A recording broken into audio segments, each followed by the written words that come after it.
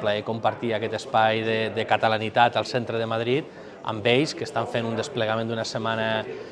de festa major, que en diuen ells, i que els hi ha fet molta il·lusió que aquest any sí puguem estar al Caragol Tour present en aquests actes que fan ells, i avui dediquen tot el dia a la nostra gastronomia, la gastronomia de Lleida i al caragol i el que proposem nosaltres de Caragol Tour. Una mica la idea és fer aquest efecte crida que porti gent de Madrid, que és un mercat consolidat a l'Aplec, i aquest any, a més, a tots els assistents els convidarem a una etapa de caragols per motivar encara més que puguin vindre a gaudir de l'Aplec amb nosaltres. Bueno, és promocionar una festa de Lleida que al final té una envergadura, potser no tan gran com la Feria de Sevilla o els Sant Fermins, però bueno, és el més important que tenim a Lleida. Los caracoles los conozco. Yo cuando era pequeñita tenía caracoles que les ponía su lechudita ahí para que la comieran. Y sí, me gustan los caracoles y sí había hablado se oye hablar de los caracoles y sé que en Cataluña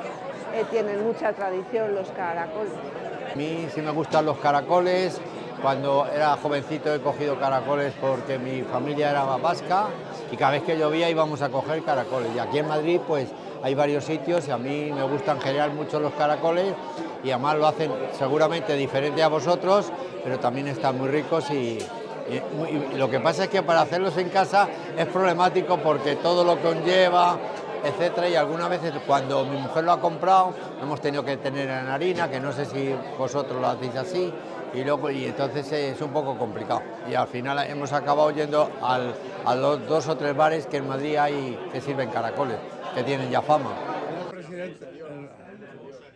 Estem fent durant molts anys ambaixadors que durant tot l'any estan parlant de l'Aplec, i aquesta taca d'oli, amb tots els 19 anys que portem de Caragol Tour, és una taca d'oli que està quallant i que realment té un retorn a la festa i a la ciutat.